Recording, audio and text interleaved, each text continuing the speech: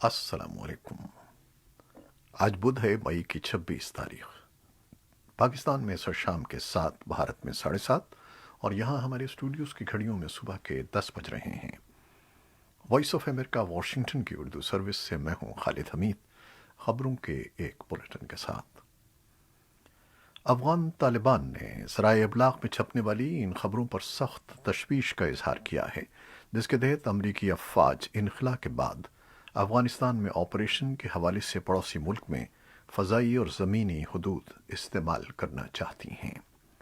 पाकिस्तान पहले ही ऐसी media reports की तरदीद कर चुका है, जिनके तहत इस्लामाबाद अमरीका को ज़मीनी और फ़ज़ाई इस्तेमाल के लिए अड्डे फराहम करने जा रहा है।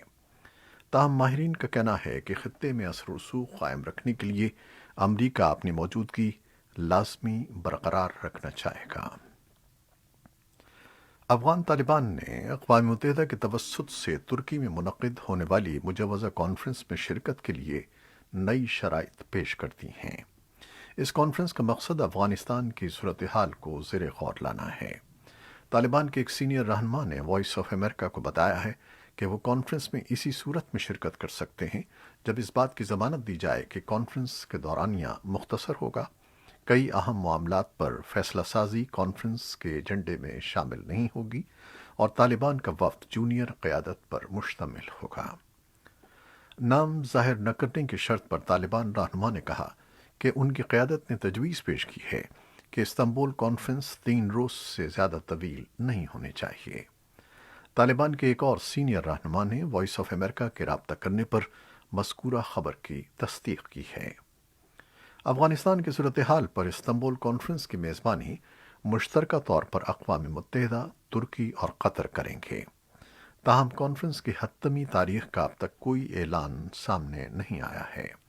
अमरीका के सदर जो बाइडन के 11 सितंबर तक अफ़गानिस्तान से मुकम्मल फ़ौजी इनखला के ऐलान के बाद वाशिंगटन ने अप्रैल में इस्तांबुल कॉन्फ्रेंस की तजवीज़ दी थी। दूसरी जानिब अफ़गान हुकूमती टीम के तर्जुमान नादिर नदीरी ने कहा है कि वो तालिबान की इस्तांबुल कॉन्फ्रेंस में शिरकत से मुताल्लिक़ शराइत से लाइल्म हैं और अब तक उनसे बाकायदा तौर पर कोई मालूमात शेयर नहीं की गई हैं। अफ़गान हुकूमत के एक तर्जुमान ने कहा है कि तालिबान अमन के मौक़े हमेशा ज़ाया करते आए हैं और तामीरी अमन मुज़ाकरात में शरीक होने की ख्वाहिश नहीं रखते। अफ़गान सदर के नायब तर्जुमान मोहम्मद अमीरी ने यह बात तालिबान की जानिब से इस्तांबुल अमन इजलास में शिरकत के लिए शराइत रखे जाने पर एक बयान में कही है। तर्जुमान ने वॉइस ऑफ अमेरिका से गुफ्तगू करते हुए कहा कि गुज़श्ता 1 माह के दौरान तालिबान की कार्रवाइयों से साबित हुआ है कि वो अस्करी ज़राए से जंग नहीं जीत सकते। उन्होंने तालिबान से कहा कि वो मुज़ाकरात की मेज़ पर वापस आ जाएं। अमरीका और नेटो अफ़गानिस्तान से इनखला के बावजूद काबुल के साथ देरपा शराकत और अमन अमल के लिए अपनी मदद जारी रखने का अज़्म ज़ाहिर कर रहे हैं और दूसरी तरफ अमरीकी हिज़्ब इख्तिलाफ की जानिब से सदर बाइडन की अफ़गानिस्तान से इनखला की पॉलिसी पर सख्त तनक़ीद का सिलसिला जारी है। अमरीकी सेनेट में रिपब्लिकन रहनुमा मिच मैकॉनेल ने कहा है कि इंतज़ामिया ने जल्दबाजी में फ़ैसला किया है जो ख़ित्ते को बहरान से दो चार कर देगा और अलकायदा जैसी तंजीमों को दोबारा मुनज़्ज़म होने का मौका फराहम करेगा। अमरीका में बाज़ दिफाई माहिरीन भी ऐसे ही ख़दशात का इजहार कर रहे हैं।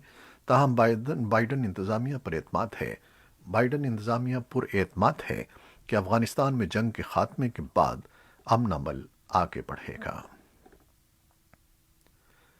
इसराइली दिफा की हिमायत का इजहार करने और गज़ा की तामीर नौ के लिए इमदाद के ऐलान के एक रोज़ बाद अमरीकी वज़ीर ख़ारजा एंटनी ब्लिंकन आज बुध के रोज़ मिस्र पहुँच गए हैं, जो उनके सिफारती मिशन की एक और मंजिल है। इससे पहले उन्होंने यरूशलेम में कौंसल खाना दोबारा खोलने और फ़लस्तीनी अवाम के लिए करोड़ों डॉलर की इमदाद का ऐलान किया है। उन्होंने ये ऐलान मंगल को रामाल्लाह में फ़लस्तीनी सदर महमूद अब्बास के साथ गुफ्तगू के बाद किया। ब्लिंकन ने कहा कि बाइडन इंतज़ामिया तनाज़े के 2 रियासती हल पर यकीन रखती है, जो इसराइल के यहूदी और जमहूरी रियासत के तौर पर मुस्तक़बिल का ज़ामिन है और फ़लस्तीनियों को उनकी वो रियासत देता है जिसके वो हक़दार हैं। उन्होंने बताया कि अमरीका यरूशलेम में कौंसल खाना खोल रहा है, जिसे साबिक़ सदर ट्रंप ने 2019 में بند کر دیا تھا۔ انہوں نے اعلان کیا کہ امریکہ $55 لاکھ فوری امداد کے لیے اور مزید $3 کروڑ 20 لاکھ اقوام متحدہ کی ہنگامی انسانی امداد کی مہم کے لیے دے رہا ہے۔ اس کے علاوہ وہ امریکی کانگریس سے غزہ کے فلسطینی عوام کے لیے $7.5 کروڑ بھی طلب کریں گے۔ غزہ کی پٹی کے متعدد فلسطینیوں نے کہا ہے کہ انہیں واٹس ایپ تک رسائی سے بلاک کر دیا گیا ہے۔ اسمارٹ فون کی یہ ایپ چاروں طرف سے بند خطے کے صحافیوں کے لیے خبروں کے ذرائع اور دنیا بھر سے رابطے کا اہم ذریعہ ہے۔ ایسوسی ایٹڈ پریس نے غزہ کے 17 صحافیوں سے رابطہ کیا جنہوں نے تصدیق کی کہ ان کے واٹس ایپ اکاؤنٹ جمعے سے بند ہیں۔ پیر تک ان میں سے صرف 4 کے اکاؤنٹ بحال کیے گئے تھے۔ ان 17 میں سے 4 صحافیوں نے بھی کو بتایا کہ وہ اس واٹس ایپ گروپ میں شامل تھے جو حماس کی عسکری کارروائیوں سے متعلق معلومات تقسیم کر رہا تھا۔ یہ معلوم نہیں ہو سکا کہ ان صحافیوں کے اکاؤنٹ اس گروپ میں شامل ہونے کی وجہ سے بلاک کیے گئے یا کوئی اور وجہ بنی۔ واٹس ایپ چلانے والی کمپنی فیس بک نے کہا ہے کہ وہ متاثرہ صحافیوں کے اکاؤنٹ بحال کر دے گی۔ بنگلہ دیش کی وزارت خارجہ نے واضح کیا ہے کہ ای پاسپورٹ سے اسرائیل کا نام ہٹانے سے بنگلہ دیش کی اسرائیل کے حوالے سے خارجہ پالیسی میں کوئی تبدیلی نہیں آئی۔ وزارت خارجہ نے ایک بیان میں کہا کہ اسرائیل کی وزارت خارجہ کے عہدیدار نے بنگلہ دیش کے ای پاسپورٹ سے اسرائیل کے سفر پر پابندی کے حوالے سے نام ہٹانے کو خوش آئند قرار دیا۔ البتہ یہ ابہام اس وقت پیدا ہوا جب بنگلہ دیش کے ای پاسپورٹ پر یہ جملہ درج نہیں تھا کہ اس پاسپورٹ کے ذریعے اسرائیل کے علاوہ تمام ممالک کا سفر کیا جا سکتا ہے۔ بیان میں مزید کہا گیا کہ یہ جملہ اس لیے حذف کیا گیا ہے کہ ای پاسپورٹ کے حوالے سے بین الاقوامی معیار کو برقرار رکھا جا سکے اور اس کا یہ مطلب نہیں ہے کہ اس سے بنگلہ دیش کی مشرق وسطیٰ کے حوالے سے خارجہ پالیسی تبدیل ہو گئی ہے۔ وزارت خارجہ نے واضح کیا کہ بنگلہ دیش کے پاسپورٹ کے ذریعے اسرائیل کے سفر پر پابندی اب بھی برقرار ہے۔ سمندری طوفان یاس نے بھارت کے مشرقی ساحلی علاقوں میں تباہی مچا دی ہے جہاں ہزاروں کچے مکانات طوفان کی لہروں کی نذر ہو گئے ہیں۔ سمندری طوفان بھارت کی ریاست اڑیسہ اور مغربی بنگال کے ساحلوں علاقوں سے بدھ کو ٹکرایا۔ حکام کے مطابق اس دوران 140 کلومیٹر فی گھنٹے کی رفتار سے ہوائیں چلی جس سے کئی مکانات کو نقصان پہنچا ہے۔ حکام کا کہنا ہے کہ یاس نامی طوفان کے باعث کلکتہ کے ایئرپورٹ پر فضائی آپریشن بند کر دیا گیا ہے۔ ایران اور عالمی طاقتوں کے درمیان 2015 کے جوہری معاہدے کی بحالی کے لیے مذاکرات منگل کو ویانا میں دوبارہ شروع ہو گئے ہیں جن کا مقصد امریکہ کو دوبارہ اس معاہدے میں شامل کرنا ہے۔ مذاکرات کے 5ویں دور کا آغاز ایران اور اقوام متحدہ کی بین الاقوامی ایٹمی توانائی ایجنسی کے درمیان اس سمجھوتے کے ایک دن بعد ہوا ہے جس کے تحت ایران کی جوہری سرگرمیوں کی نگرانی میں مزید 1 ماہ کی توسیع کی گئی ہے۔ اگرچہ امریکہ براہ راست ان مذاکرات میں شریک نہیں ہے لیکن ایران کے لیے امریکہ کے خصوصی ایلچی راب میلے ویانا میں گفتگو کے گزشتہ ادوار کے موقع پر موجود تھے۔ وہ مذاکرات میں شریک ملکوں کے نمائندوں سے رابطے میں ہیں۔ ان ملکوں میں جرمنی، فرانس، برطانیہ، روس اور چین شامل ہیں۔ منگل کو joint commission on the plan of action کے اجلاس کے بعد روسی مندوب میخائل ایلینوف نے کہا کہ مسئلہ حل ہوتا ہوا نظر آ رہا ہے اور غالباً یہ مذاکرات کا آخری دور ثابت ہوگا۔ ایرانی نمائندے اور نائب وزیر خارجہ عباس اراغچی نے ایران کے ریاستی ٹی وی کو بتایا کہ مذاکرات کے گزشتہ 4 ادوار میں مثبت پیش رفت ہوئی تھی اور امید ہے کہ 5واں دور آخری ہوگا۔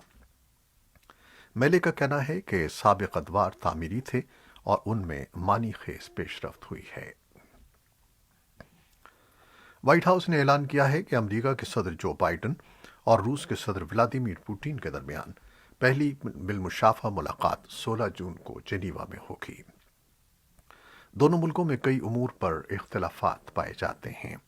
وائٹ ہاؤس نے اس سربراہی اجلاس کی تفصیلات کی تصدیق کرتے ہوئے کہا ہے کہ جو بائیڈن صدر کی حیثیت سے اپنے پہلے بین الاقوامی دورے میں برطانیہ جائیں گے جہاں ان کی ملاقات G7 ملکوں کے رہنماؤں سے ہوگی اور اس کے علاوہ وہ برسلز میں نیٹو کے سربراہی اجلاس میں بھی شرکت کریں گے۔ وائٹ ہاؤس کی ترجمان جین ساکی کا کہنا ہے کہ صدر بائیڈن اور پوٹن امریکہ اور روس کے تعلقات کو مستحکم بنانے کے لیے فوری نوعیت کے تمام مسائل پر گفتگو کریں گے۔ ریکوڈک عمل درآمد کیس میں برٹش ورجن آئی لینڈ کی ہائی کورٹ نے پاکستان کے حق میں فیصلہ دیتے ہوئے قومی ایئر لائن پی آئی اے کے منجمد اثاثے بحال کر دیے ہیں، جس کے بعد نیو یارک کا روزویلٹ ہوٹل اور پیرس کا اسکرائب ہوٹل دوبارہ پاکستان کے حوالے کر دیا گیا ہے۔ برطانوی ماہر قانون کا کہنا ہے کہ برطانوی عدالت نے پاکستان کا یہ نقطہ تسلیم کیا کہ حکومتی سطح پر کسی معاملے میں نجی یا نیم سرکاری اداروں کے اثاثوں کو ضبط نہیں کیا جا سکتا۔ وزیر قانون فروغ نسیم کا کہنا ہے کہ ریکوڈک کیس کا فیصلہ پاکستان کی بڑی کامیابی ہے۔ پی آئی اے کے منجمد تمام اثاثے ریلیز ہو گئے ہیں، آخر وقت تک پاکستان کا دفاع کریں گے۔ پاکستان ٹیلی کمیونیکیشن اتھارٹی نے پشاور ہائی کورٹ کو بتایا ہے کہ ٹک ٹاک نگرانی کا سلسلہ جاری ہے اور اس کے انتظامیہ نے باقاعدہ طور پر پاکستان کے لیے ایک نمائندہ فوکل پرسن بھی تعینات کر دیا ہے۔ پی ٹی اے کے وکیل نے عدالت کو بتایا کہ پچھلے اکتوبر سے اب تک 81 لاکھ سے زائد غیر اخلاقی ویڈیوز پر مبنی مواد کو ختم، جبکہ 4 لاکھ سے زائد اکاؤنٹس منجمد کر دیے گئے تھے۔ عدالت نے نگرانی کے اس عمل پر اطمینان کا اظہار کرتے ہوئے کہا ہے کہ اس کا مقصد تفریح کے اس ویب سائٹ پر پابندی نہیں ہے، بلکہ اس کے تمام تر نشریات کو پاکستان کے مذہبی اور سماجی روایات کے مطابق یقینی بنانا ہے۔ اسلام آباد شہر کو ملک کا صحافیوں کے لیے خطرناک ترین شہر قرار دیے جانے اور پاکستان کی قومی اسمبلی میں صحافیوں کے تحفظ کا بل پیش کیے جانے کے بعد پہلے صحافی پر نامعلوم افراد نے حملہ کیا ہے۔ صحافی اسد طور پر نامعلوم افراد نے گھر میں گھس کر تشدد کیا، جس کے نتیجے میں وہ زخمی ہو گئے۔ اسد طور پر تشدد کے واقعے کے بعد حکومت، سیاسی جماعتوں اور دیگر حلقوں کی جانب سے مذمتی بیانات کا سلسلہ جاری ہے۔ وفاقی پولیس نے واقعے کا مقدمہ درج کر لیا ہے، جبکہ حکومت کا کہنا ہے کہ اس واقعے کے ذمہ داران کو گرفتار کر کے انصاف کے کٹہرے میں لایا جائے گا۔ صحافیوں کی تنظیم پی ایف یو جے نے جمعے کے روز اس معاملے پر ملک بھر میں احتجاج کا اعلان کیا ہے۔ اور اب کورونا وائرس سے متعلق خبریں۔ پاکستان کی حکومت نے سرکاری سطح پر لگائی جانے والی ویکسین کے لیے اہل افراد کی عمر کی قید ختم کر دی ہے، جس کے بعد 19 سال سے زائد عمر کے خواہش مند افراد کے رجسٹریشن کا آغاز جمعرات سے کیا جا رہا ہے۔